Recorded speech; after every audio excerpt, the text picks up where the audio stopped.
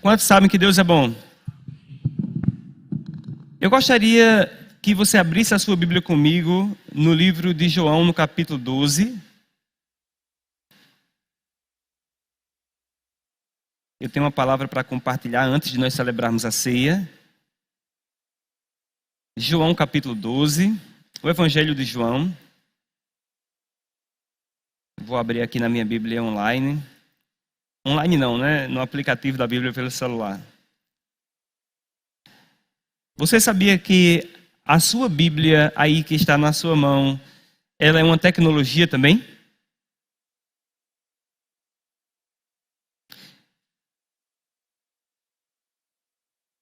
Então, João capítulo 12, quantos abriram? No versículo 20 diz: Ora, entre os que subiram para adorar durante a festa, havia alguns gregos. Estes, pois, se dirigiram a Filipe, que era de Betsaida, da Galiléia, e lhe rogaram: Senhor, queremos ver Jesus. Filipe foi dizê-lo a André, e André e Filipe o comunicaram a Jesus. Respondeu Jesus: É chegada a hora de ser glorificado o Filho do Homem. Em verdade vos digo, se o grão de trigo caindo na terra não morrer, fica ele só. Mas se morrer, produz muito fruto. Diga comigo, se o grão de trigo caindo na terra não morrer, fica ele só. Mas se morrer, produz muito fruto. Então, esse texto é uma das bases para o que eu vou estar compartilhando hoje aqui à tarde. E o tema da nossa ministração hoje é plantação e colheita. Diga, plantação e colheita. E o que é que tem a ver esse texto com plantação e colheita? Se o grão de trigo caindo na terra não morrer, fica ele só. Mas se morrer, produz muito fruto. Quem era esse grão a quem Jesus está se referindo aqui? Ele mesmo. Então, nesse texto, nós vemos aqui o começo, o preliminar ali, para começar a paixão de Cristo, que são os sofrimentos de Cristo. Então, daqui por diante, se você ler a sua Bíblia, você vai ver que vai começar o momento onde Jesus vai ser entregue. Jesus, ele realmente vai morrer, e ele entende que chegou o momento. E ele diz: é chegada a hora do Filho do Homem ser glorificado. Aí ele diz: se o grão de trigo caindo na terra não morrer, fica ele só. Mas se morrer, produzirá muito fruto. Quantos sabem que Jesus é o pão vivo que desceu do céu? Alguém já viu essa expressão aqui? Você que já viu essa expressão, levanta sua mão, só para eu identificar aqui onde é que está o nosso público, o nosso povo, amém? Jesus, ele diz: eu sou o pão vivo que desceu do céu. Agora, o pão, ele é feito de quê, queridos? De trigo. Pelo menos naquele tempo o pão não era de batata, né? Hoje em dia a gente come pão de batata, come pão de tantas outras coisas, mas originalmente o pão era feito de trigo. E o trigo, para ele gerar o pão, ele precisa ser amassado. O trigo, ele precisa sofrer. E o trigo, para se multiplicar, ele precisa ser plantado. Não tem como você multiplicar o trigo se você não plantar a semente, o grão de trigo. Então Cristo está dizendo: é chegado a minha hora, é chegada a hora do Filho do Homem ser glorificado. Aí ele fala essa expressão: se o grão de trigo caindo na terra não morrer, fica ele só. Mas se morrer, ele vai produzir muito fruto, ou seja, muitos grãos. Quando você planta um grão, esse grão ele vai morrer, mas ele vai morrer, vai ser enterrado ali, porém ele vai renascer. E quando ele renascer, nos seus ramos vão brotar muitos outros grãos. Cristo, como o grão de trigo que foi enviado por Deus, a semente incorruptível que foi plantada na terra, ele morreu, ele foi sepultado, mas no terceiro dia ele brotou de novo. Ele nasceu de novo. Aleluia. A palavra fala que ele é as primícias da ressurreição. Ele foi o primeiro a ressuscitar dentre muitos. Aqueles que morreram, naturalmente falando, né? Na verdade, a expressão que melhor define na palavra é dormiram em Cristo. O sono do justo, como nossa irmã Daulineide, ela morreu para os homens, mas para Deus ela dormiu o sono do justo. Ok? Ela vai ser despertada, porque Cristo foi o primeiro a ressuscitar dentre muitos. Agora, nós somos membros do corpo de Cristo. Cristo, ele também se identifica como a videira, como a uva, e que nós somos os seus ramos. E aqui ele se identificou como o grão de trigo. Agora, se morrer, ele disse que iria produzir muitos frutos, porém os frutos que o grão produz são frutos semelhantes ao próprio grão de trigo. Você nunca vai conseguir plantar um grão de trigo e colher arroz, porque se você plantou um grão de trigo, você vai colher trigo. Você não planta trigo para colher joio. Quando você planta trigo, você colhe trigo. Aleluia. Agora, Cristo, ele morreu naquela cruz, ele foi sepultado, mas quando ele nasceu com a capacidade de multiplicar para Deus filhos semelhantes a ele. Aleluia. Diga, Deus plantou um filho, porque ele queria colher filhos. Deus não queria colher anjos, por isso ele não plantou um anjo. Deus queria colher filhos, por isso ele plantou um filho. Ele plantou o grão de trigo, para quê? Agora, aquele que nasceu com Cristo, a palavra fala em Efésios capítulo 2, se nós morremos com Cristo, com ele também ressuscitamos. No dia que você entregou a sua vida para servir ao Senhor Jesus Cristo, você sepultou o velho homem e você nasceu de novo. Aleluia. Ao ponto da palavra falar em 2 Coríntios 5,17, se alguém está em Cristo, nova criatura é. As coisas velhas já passaram, eis que tudo se fez novo. Você nasceu de uma semente agora incorruptível. Aleluia. Diga para alguém perto de você, diga aí. Talvez um dia você tivesse sido um joio. Mas quando você aceitou Jesus, você nasceu com a natureza dele. Você agora é trigo. Aleluia. Há uma parábola que fala que um dia o Senhor, ele iria pegar e iria sair ceifando. E ele iria pegar o trigo e iria colocar no armazém, mas o joio ele iria lançar no fogo, ok? Essa é a parábola do joio e do trigo, né? Então havia um campo, nesse campo havia muito trigo, e alguém foi lá e semeou o joio no meio do trigo. E o joio sendo semeado, cresceu o joio, cresceu o trigo, parecia a mesma coisa, mas um era trigo e o outro era joio. Não teria como separar o trigo do joio, mas Deus, ele tem essa capacidade.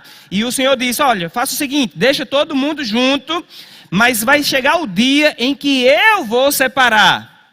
E nesse dia, quando eu separar, o trigo será posto no armazém, será armazenado. O joio será lançado no fogo, será queimado. Agora, glória a Deus que Cristo foi o grão de trigo. Aquele que está em Cristo é um com ele. Nós ministramos isso semana passada, na verdade 15 dias atrás. Aquele que está em Cristo é um com ele. Aquele que se une ao Senhor se torna um com ele. Se Cristo é trigo e você está em Cristo, você também é trigo. Aleluia. Tem a mulher casada aqui, pode dizer para o marido, eu sempre soube que você era um pão.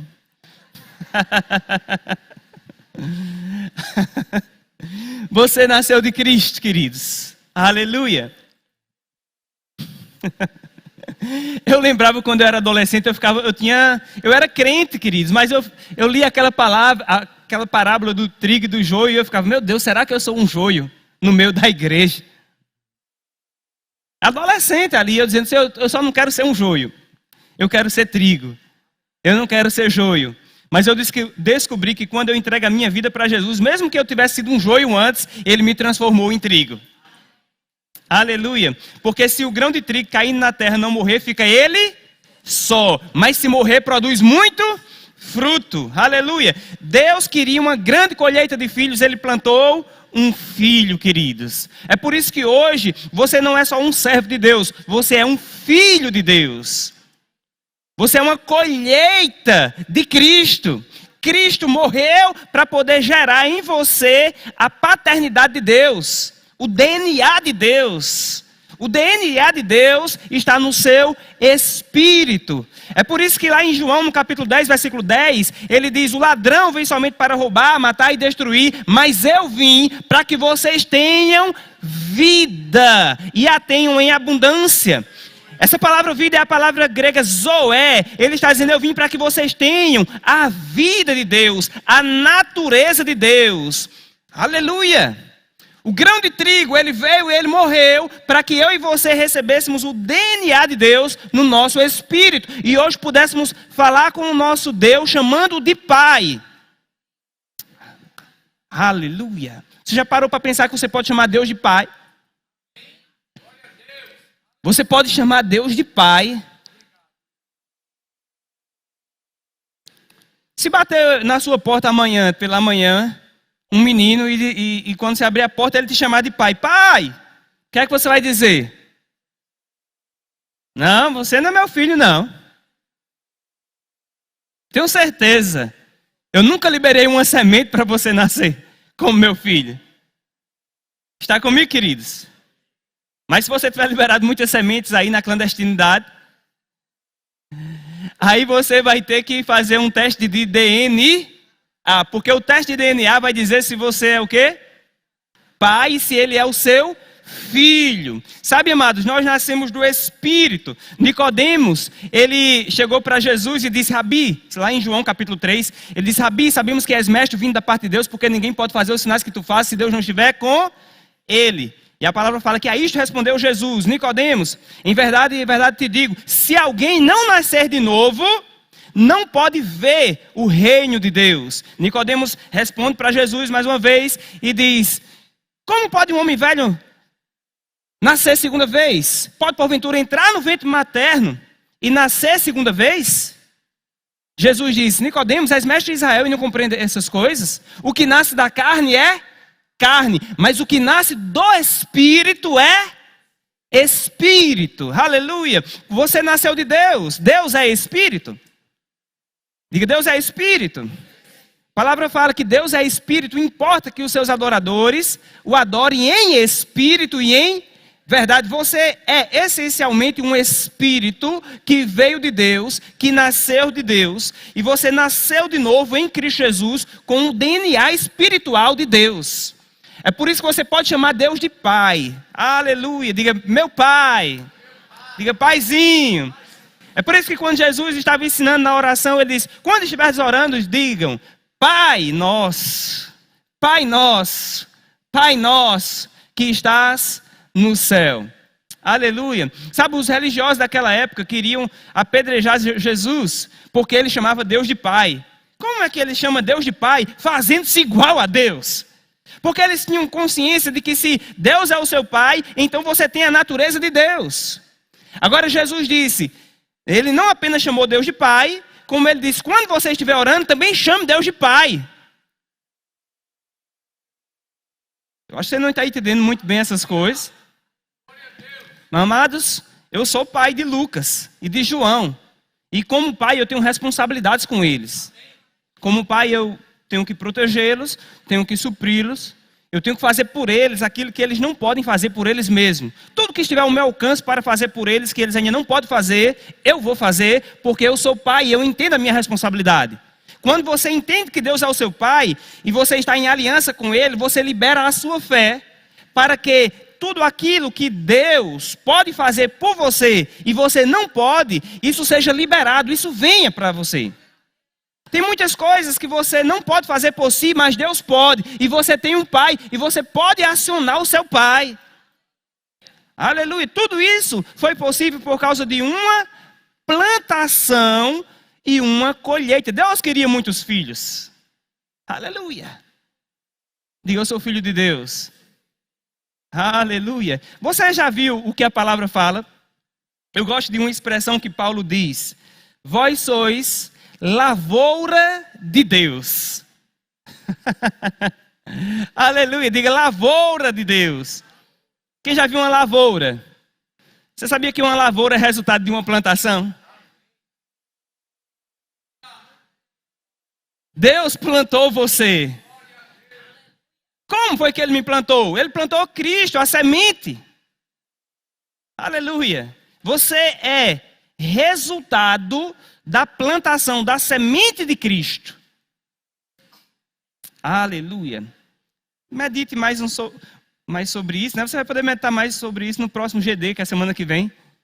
Nós vamos estar falando sobre o que estamos ministrando hoje.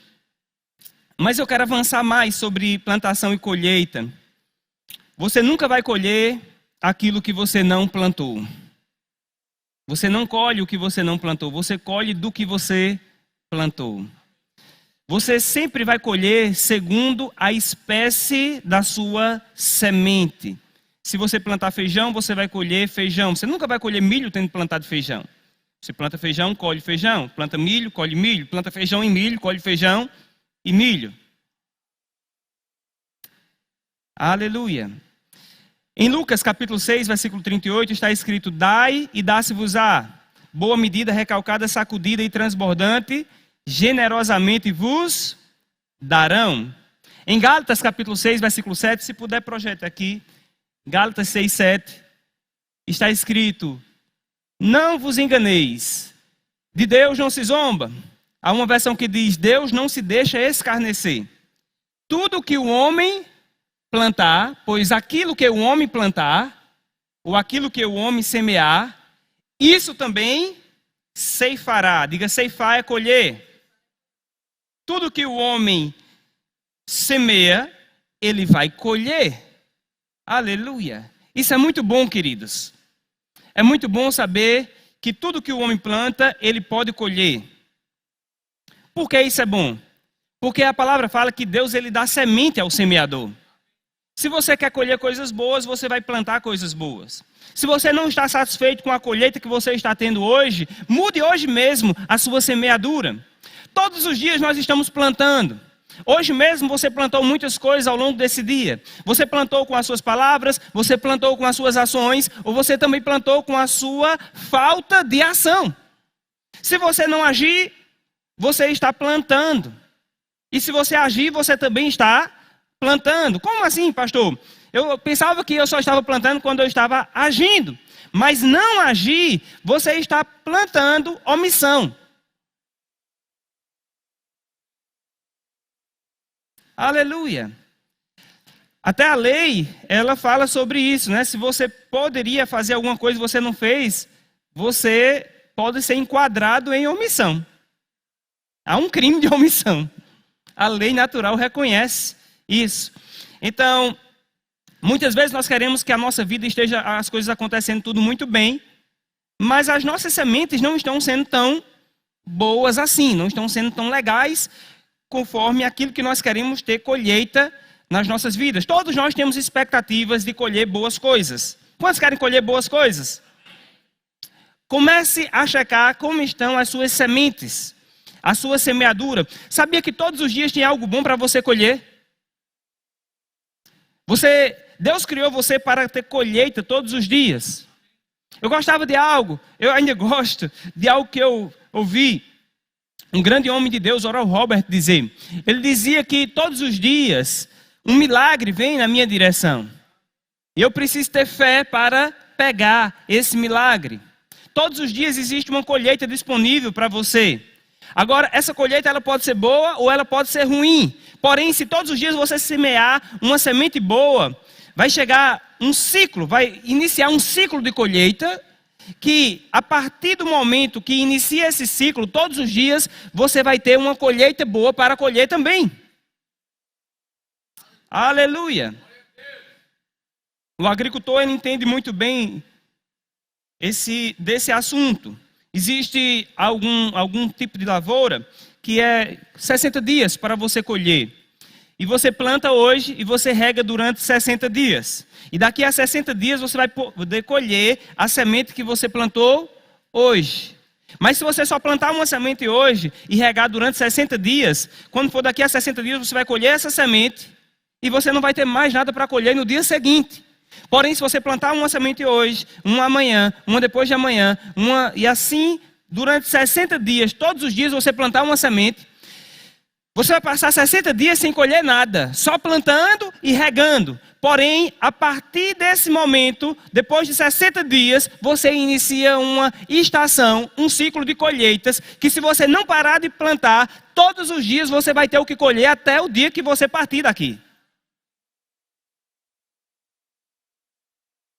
Isso é tão importante, queridos, porque todos nós temos expectativas de boas colheitas em várias áreas, na nossa vida espiritual, na nossa vida, contexto familiar, vida financeira também, ok? Você percebe o ciclo de salário, por exemplo, a primeira vez quando você começa a trabalhar, você trabalha um mês inteiro e normalmente você não recebe nada durante aquele mês. Você paga, às vezes, para trabalhar o primeiro mês, mas depois que termina aquele primeiro mês, aí você tem uma expectativa de receber o seu salário, ok? E aí você recebe o salário naquele mês, porém, se você continuar trabalhando, todos os meses agora você tem um salário a receber. Porque você está semeando a sua energia. E você recebe o pagamento pela energia que você está semeando. Faz 14 anos que eu sou professor na Universidade Federal. E todo primeiro dia útil de cada mês eu recebo um salário. Isso é maravilhoso.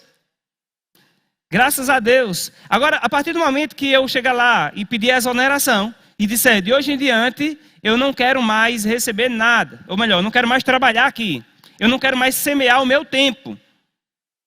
A partir do momento que eu deixar de semear o meu tempo, eu não posso exigir uma colheita daquela instituição. Está comigo, queridos? Então a colheita é sempre fruto de uma semeadura. Muitas vezes nós vemos isso no casamento. O marido ou a esposa começam a semear palavras ríspidas, palavras duras, palavras difíceis. E semeou uma vez, tudo bem não, né? Mas você vai colher talvez uma cara feia do outro lado. Mas se você continuamente está sempre semeando palavras duras, mal vontade, sempre semeando coisas ruins, negativas no seu casamento, você vai começar a estabelecer um ciclo de colheitas ruins no seu casamento. E você pode pensar, meu Deus, eu nunca pensei que o casamento seria eu ia chamar um inferno, mas algo parecido com o inferno. Sabia que você pode transformar o seu casamento em um inferno? Como? Semeando as sementes que vêm do inferno.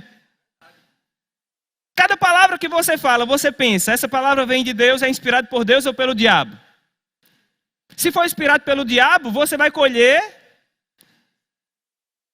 um fruto do inferno no seu lar, no seu casamento. Agora, se for uma palavra inspirada por Deus, você vai colher um fruto do céu. Você também pode transformar o seu casamento em um céu na terra. Como? Semeando aquilo que Jesus semearia. Aleluia. Sempre semeando palavras de fé, palavras de vida, palavras de paz, palavras de amor. Aleluia. Você vai ter coisas boas para colher no seu contexto familiar. Porque está escrito, dai e dá-se-vos-á. Boa medida, recalcada, sacudida, transbordante, generosamente vos darão. Está lá em Lucas 6:38, né? Dai e dá-se-vos-á. Boa medida, recalcada, sacudida, transbordante, generosamente vos darão. É interessante que a colheita sempre é maior do que a semeadura. A gente pode dizer glória por um lado quando a gente está semeando coisas boas, mas pode dizer misericórdia por outro lado, quando a gente semeia coisa ruim. Às vezes você diz, rapaz, eu não sei por que minha esposa está com a cara desse tamanho e eu fiz quase nada. É porque foi uma pequena semente e gerou uma grande colheita. Diga para alguém perto de você, diga, ei, você está admirado, você fez pouquinha coisa e está tendo uma colheita grande. É porque é assim mesmo. Você planta uma semente, mas você colhe uma grande colheita. Agora, queridos, deixa eu falar uma coisa. Aí você pode pensar, mas quando eu planto coisa boa, eu não colho tão grande assim. Não é? Por quê? Porque quando você planta algo bom, você tem que regar, cuidar. Porque existem muitas coisas que concorrem com a semente boa. Agora, a semente ruim, não tem muita coisa que concorre, não. Você planta lá feijão. Você tem que cuidar, tem que limpar. Porque vai ter muita coisa querendo sufocar aquela semente boa. Se você só plantar lá feijão e esperar que daqui a tanto tempo você vai chegar lá e vai colher, é possível que você chegue lá e não tenha nada. Porque o gafanhoto pode ser que tenha consumido tudo. Tinha um inseto, acho que é inseto, me perdoe se não for inseto, que a gente chamava de cachorro d'água, eu não sei como é que chama. É cachorro d'água aqui. Ele vai por debaixo da terra e ele come a semente. E meu pai, ele plantava coentro, e aí o cachorro d'água ia por debaixo da terra e ele comia a semente toda. E dava-se os dias de brotar, de começar a nascer, não era ainda de colher, era de começar a ter uma mudança. Mas não tinha nenhuma mudança na paisagem. E a gente ia lá e tentava encontrar a semente, não tinha mais semente alguma, porque o cachorro d'água tinha comido a semente. Mas interessante que o cachorro d'água nunca comeu a semente do capim, da erva daninha. A erva daninha crescia à vontade e o cachorro d'água não ia lá comer a semente da erva daninha. Não era bom, não era se tivesse os cachorros d'água que a gente soltasse, comesse toda a semente da erva daninha, não crescesse nenhuma erva daninha, só coisas boas. Um cachorro do bem ali. Mas não, queridos, você faz algo bom no seu casamento, você tem que estar atento, você tem que vigiar. Você tem que vigiar a sua semente. Aleluia. Se você não vigiar a semente, talvez ela não brote. E talvez até ela brote, cresça. E quando chegar a estação de frutos, você ainda tem que vigiar os frutos. Porque às vezes existem invasores. O inimigo, sempre ele quer minar a sua colheita boa. Sempre. Agora a colheita ruim, não, ele deixa. Eu nunca vi ninguém invadir a terra de outra pessoa para capinar o terreno. Você já viu? Não, invadir. Rapaz, um grupo de sem ter o que fazer, disseram, estamos todos sem ter o que fazer aqui, estamos todos desocupados, vamos fazer o seguinte, vamos invadir uma fazenda para fazer o bem. Onde tiver mato lá para a gente arrancar, a gente vai arrancar os matos, a gente vai ajudar a cultivar aquela terra. Você já viu isso? Ninguém invade para fazer o bem. Mas normalmente, se está lá um plantio de milho, muitos podem querer invadir para roubar as espigas, que alguém pagou uma semente, pagou para plantar, pagou para cultivar, e ainda tem que vigiar até a estação da colheita. Diga para alguém para você, vigia, crente. Porque se você não vigiar, você vai trabalhar muito e vai colher pouco. Aleluia. Você tem que plantar, você tem que regar, e você tem que vigiar, guardar, vigiar a sua boca. Às vezes, a gente pode errar, deixando de plantar, plantando o que não presta, ou deixando de guardar aquilo que nós temos plantado. Então, isso é em todas as áreas, é na família, é no seu trabalho.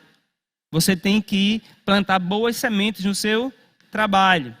Ah, pastor, lá está um inferno lá no meu trabalho. Por quê? Porque ou você ou alguém começou a plantar as sementes do inferno. Ok? Aí como é que pode transformar do inferno para o céu?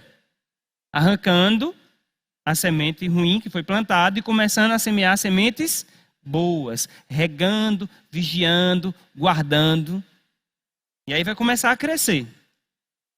Aleluia. Eu estou te ensinando, queridos, hoje aqui, a como mudar a sua paisagem. Como mudar a sua paisagem? Eu tenho um tio que comprou agora, acho que foi mês passado, uma propriedade lá na Paraíba, e ele está em São Paulo. Ele está com expectativa de vir. E é interessante que a propriedade que ele comprou, alguém que olha sem visão, vai olhar assim, vai ver o tamanho daquela propriedade, vai dizer, meu Deus, aqui não tem nada que preste. Não tem ainda. Mas o que ele está vendo? Tem uma grande terra. E tem água. Então ele pode chegar e tirar todo aquele mato e começar a plantar o que ele quer ver. Ele já está vendo no coração dele, ele já tem uma visão para o que ele quer ver naquele lugar. E ele tem a disposição de chegar, limpar tudo aquilo ali e começar a plantar as sementes e a regar, para daqui a um tempo aquele lugar estar do jeito que já está no coração dele hoje. Eu gostaria que você fizesse um exercício nesse momento. Comece a imaginar o que você gostaria de ver na sua casa. E aí, como você gostaria que a sua esposa acordasse todos os dias?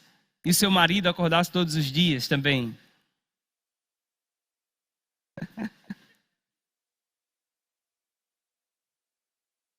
Eu vi uma senhora falar para uma outra mulher que estava aconselhando. Ela chegou e disse: rapaz, meu marido é muito ignorante comigo, ele nunca é gentil, ele nunca me faz um carinho. Aí ela perguntou para a senhora: disse, você tem feito carinho nele quantos dias, todos os dias? Você tem sido gentil? Porque, queridos, nós não podemos controlar as sementes que vêm sobre nós, mas nós podemos controlar as sementes que nós semeamos. Ok? Então isso é muito importante. Eu gosto de algo que está escrito aqui em Salmos, capítulo 126, versículo 6. Salmo 126, versículo 6 diz: quem sai andando e chorando enquanto semeia, voltará com júbilo, trazendo os seus feixes.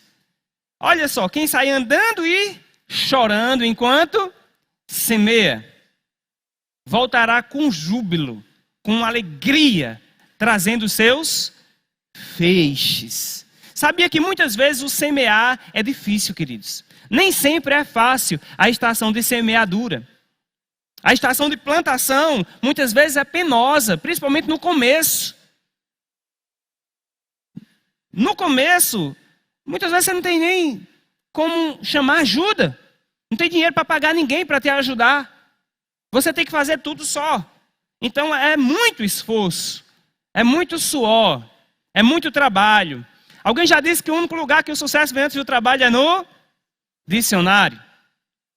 Eu perguntei ao meu filho, né? Disse: Lucas, onde é o único lugar que o sucesso vem antes do trabalho? Ele: como assim, papai? Eu disse: no dicionário, Lucas. Ele começou a rir. Ah, é no dicionário.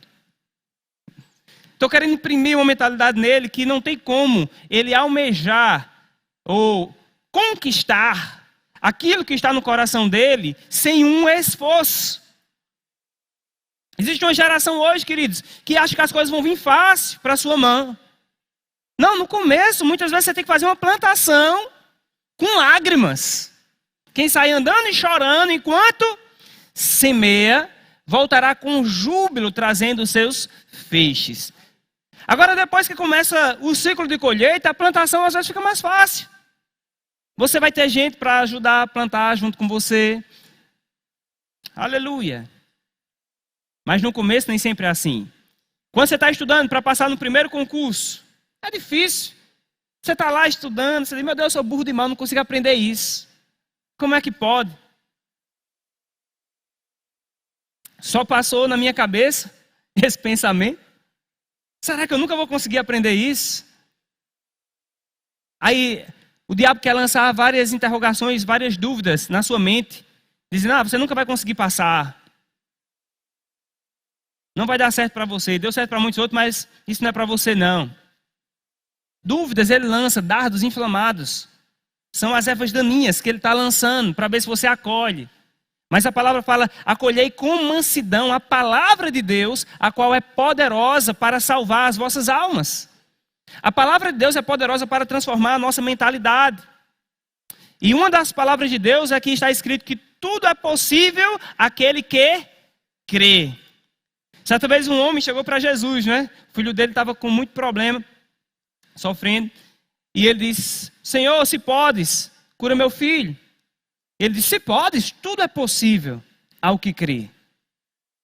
Aleluia. Então não aceite a semente da incredulidade. Saiba que tudo é possível. É possível você mudar a situação que você está vivendo hoje. É possível torná-la cada vez melhor. Por outro lado, por mais que você esteja vivendo uma estação muito boa, na saúde, na família, nas finanças. Se você parar de semear boas sementes, infelizmente o ciclo de colheita começa a ser interrompido também. É necessário você dar continuidade à sua plantação, isso em todas as áreas, para que você tenha boa colheita. Aleluia. Pergunta alguém perto de você, qual a sua expectativa para colher esse ano? Ei, vocês estão meio com sono. Colossenses 3,5. Coloca aqui, por gentileza. Colossenses 3,5. Está escrito, fazei, pois, morrer a vossa natureza terrena. Prostituição, impureza, paixão lascívia, desejo maligno, que é a avareza, desejo maligno e a avareza, que é idolatria. Avareza, queridos, são aquelas pessoas que são muito pirangueiro, mão de vaca, avarento, que só busca as coisas para si próprio. Sempre coloca-se em primeiro lugar. Se não for só para ele, se eu não vou ganhar algo, se eu não vou levar vantagem nisso, então eu não me envolvo. Isso está envolvido com a avareza. Agora a palavra está colocando a avareza junto dessas outras coisas. Nós também devemos semear, sabe o que, amados? Generosidade. Generosidade. A palavra fala que a alma generosa prosperará. E a quem dá a beber será dessedentado. Ou seja, se você matar a sede de alguém, Deus vai matar a sua sede. Se você ser generoso, se você for generoso com alguém, Deus, Ele vai prosperar os teus caminhos. Agora, se você sempre começa a reter, a Bíblia diz que aquele que retém mais do que é justo, ser-lhe-á em pura perda. Ou seja, você nunca vai acumular muito só porque está retendo. Não. Chega uma hora que não dá, queridos. Mas, se você fizer morrer a avareza, como é que você faz morrer a avareza? Sendo generoso. Qual a única forma de matar a avareza? Dando. Sendo generoso. No casamento, muitas vezes nós somos avarentos. Como assim avarento? Nós queremos receber tudo do outro, mas não queremos dar nada. Isso é avareza no lar. Aleluia. Diga, eu sou generoso. Jesus é generoso. Jesus é generoso, querido. Sabia que você nasceu de Cristo? Então você tem uma semente, generosidade no seu coração. Faça morrer a avareza e comece a plantar a generosidade na casa. A generosidade no trato, uns para com os outros. Generosidade no trato. Como assim? Quando você for falar com alguém, seja generoso no falar.